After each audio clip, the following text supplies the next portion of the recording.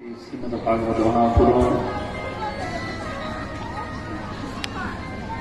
दत्त चित्त से श्री राधा माधव के चरण का स्मरण करते हुए आप और हम मिलकर के भागवत महापुराण के अंतिम दिवस में प्रवेश करते हैं।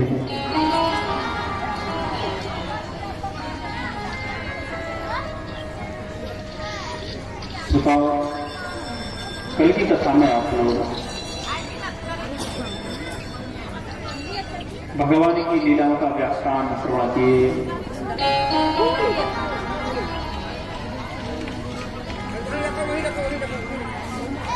तो लीला में भगवान की गिरिराज लीला का सविस्तार और भगवान की महाराज लीला, उसके साथ भगवान का ब्रजधाम गमन, कंसवध, ब्रजमंडल की याद आना और उद्धव का ब्रजगमन, उद्धव जसोदा संवाद, उद्धव नंद संवाद, उद्धव गोपी संवाद, उसके साथ आप लोग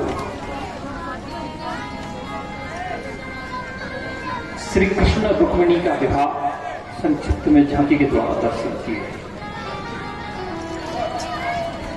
आचार्य श्री सुखदेव जी कहते राजन,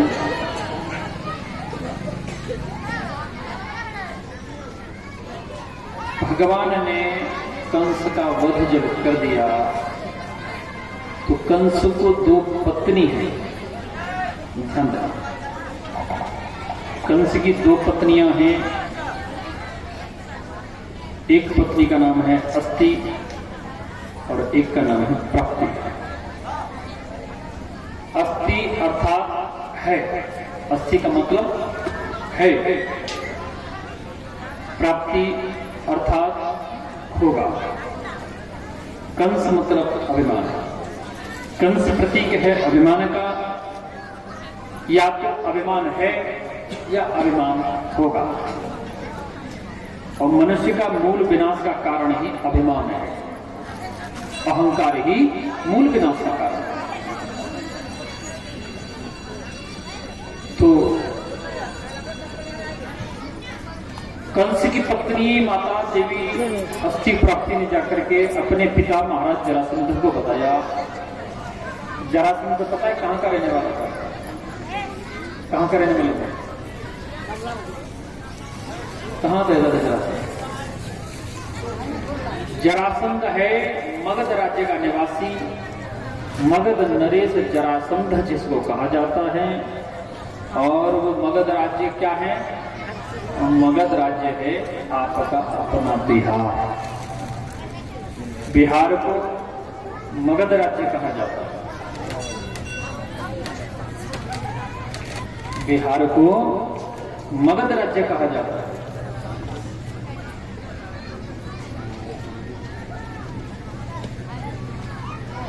उसका नाम है मगध राज्य। मगध नरेश की पत्नियों बेटियों ने आकर के मगध नरेश को जाके बताया और मगध नरेश जो है 23 अक्षौणी सेना लेकर के आक्रमण कर दिया। एक बार, दो बार, 4 बार, 10 बार, 15 बार नहीं, पूरी 17 बार आक्रमण किया। 17 बार आक्रमण करने से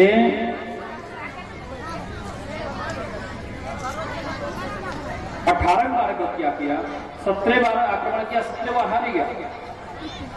तो जब 18वें बार नंबर आया तो क्या किया? बिहार में 11,000 ब्राह्मणों को बुलाया। बुला के कहा कि तुम लोग पूजा करो और मेरी विजय की कामना करो। अगर मैं विजय हो जाऊंगा, युद्ध जीत जाऊंगा तो आपको धन दान करूंगा, और यदि हार जाऊंगा तो आपको मृत्यु दान करूंगा।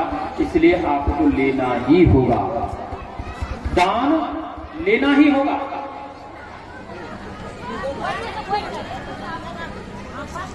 अब वहां विजय की कामना कौन कर रहा है?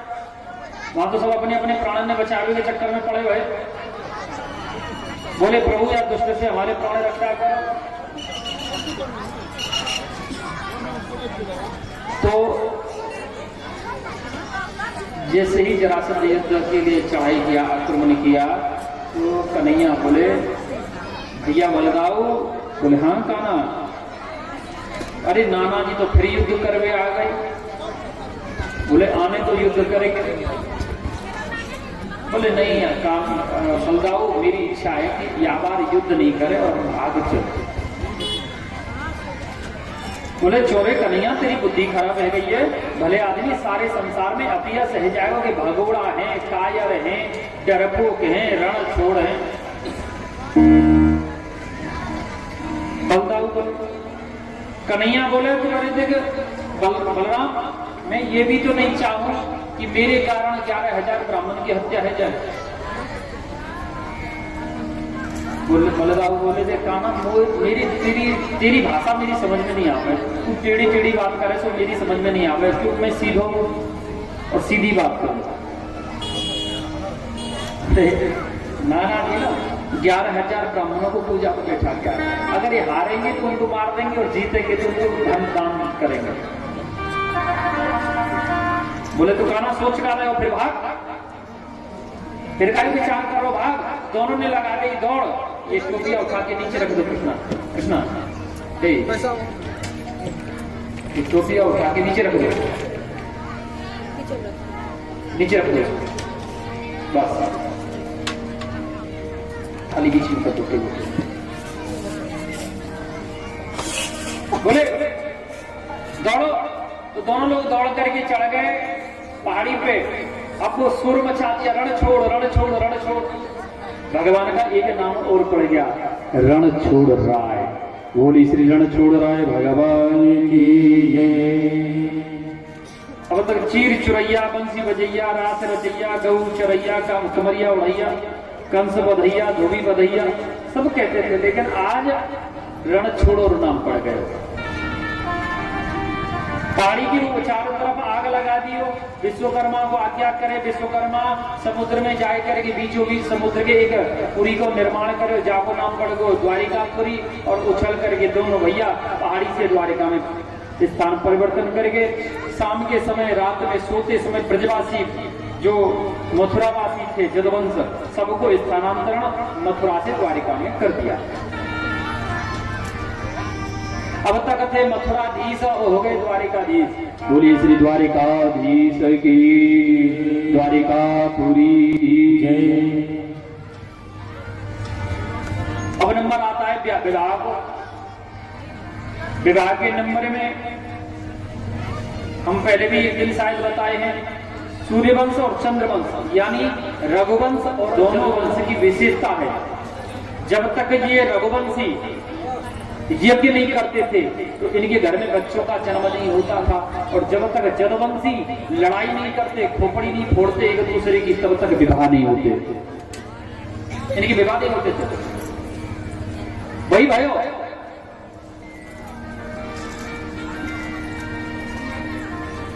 कि राजा रेवती की पुत्री इतनी लंबी है, ऐसी कल्पना नहीं कर सकते। सारी पृथ्वी भूमंडल खोज लिए लेकिन उसके बराबर कोई दुल्हा नहीं मिला। राजा रेवत लेके ब्रह्मलोक को पहुंचे। बोले ब्रह्मा जी एक तो संतान दई, वो भी बेटी, और वो ऐसी बढ़िया दे दी है कि सारा पृथ्वी खोज रही लेकिन बाकी बराबर लंबो दूल्हा नहीं मिले। वो ब्रह्मा जी बोले रेवत, जब से आप मृत्युलोक से ब्रह्मलोक तक आए हैं तब तक पूरा द्वापर चला, त्रेता चला गया, द्वापर भी जाने वाला है, द्वापर कुछ ही शेष मात्र रह गया है। जल्दी चले जाओ। समुद्र के बीच में एक द्वारिका नामक पुरी है, बाकी राजा हैं वसुदेव। वसुदेव का बड़ा बेटा शेष अवतारी है और वही आपकी पुत्री के सुयोग वर है। तो श्री राजा रेवत आए, सारा समाचार वसुदेव जी को पता चला और वसुदेव जी बलराम को बुला करके कहे कि बलराम कृपा करो।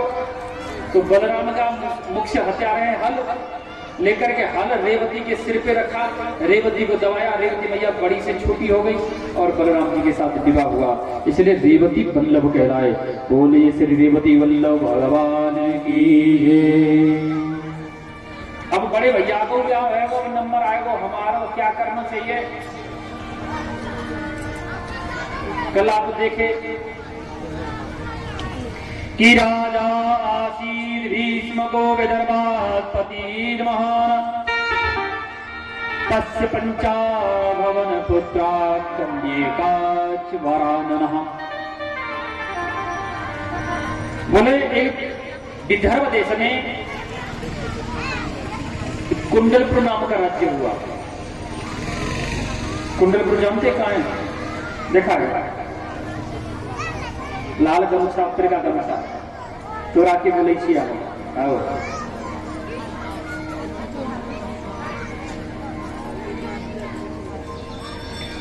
कुंडलपुर मध्य प्रदेश में आता है, जो आज के समय जिला दमोह में आता है। ये यहां से जिला दमोह में आता है। सागर संभाग 3 जिला का एक जिला है सागर संभाग, उसके आगे है दमोह जिला। दमोह जिला के बाद में जबलपुर,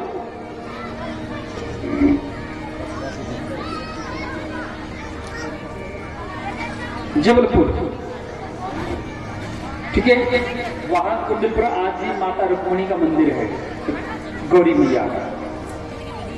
तो कुंडलपुर के राजा हैं राजा भीष्मक। उनको एक यज्ञ से एक पुत्र एक पुत्री की प्राप्ति हुई, जिनका नाम पड़ा महाराज कुमार रुक्मी और पुत्री का नाम पड़ा राजकुमारी रुक्मिणी। रुक्मिणी मैया बचपन से ही श्री भगवान कृष्ण की लीलाएं सुनी तो उनको अपना पति बना लिया और पति बना करके मन में विचार कर लिया। लेकिन रुक्मी की मित्रता किससे है? रुक्मी की मित्रता किसके साथ है? शिशुपाल के साथ। वो वचन भी दिया शिशुपाल को मैं अपनी बहन का विवाह तेरे साथ करूंगा। पहले होता था कि कन्या को स्वयं वर खोजने की अनुमति थी, स्वयं वर खोजता था लड़की अपने लिए। पिताजी क्या करता, स्वयं वर रख दिया, 10, 20, 50 देशों के राजा बुलाए और बुला के बैठा दिया, सबकी प्रशंसा करते उनके मंत्री। तो कन्या के जो मन में भाता उसी के गले में वरमाला डाल देते, उसके साथ विवाह होता।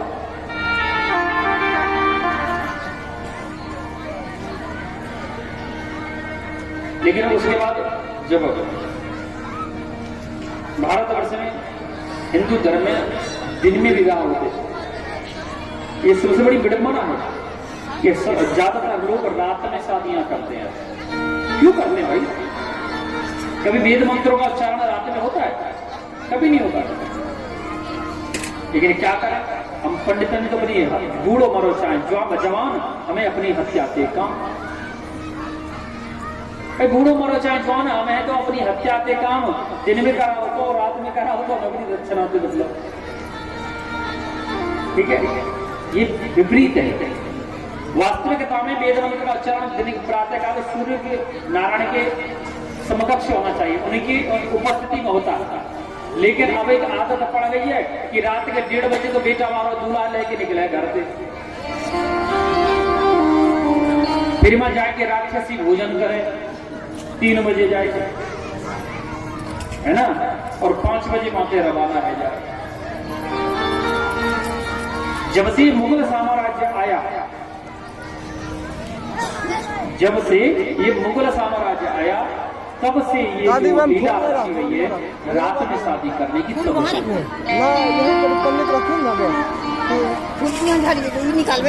मुगल साम्राज्य का भी बड़ा विचित्र झंझट है। क्या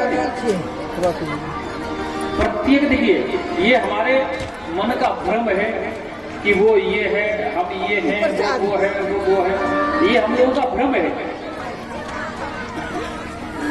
ठीक है। 1528 में सबसे पहले मुगल आया। नहीं ठीक है, ठीक है। 1528 में आया। सबसे पहले कौन आया था? कौन आया था सबसे पहले? बाबर। बाबर का एक मंत्री था जिसका नाम था मीर बांकी। मीर बांकी ने आकर के सबसे पहले अयोध्या जी पर आक्रमण किया। अयोध्या के जो राम मंदिर का ध्वस्त जो किया वो बाबर की नजरों में सबसे अच्छा शासक था।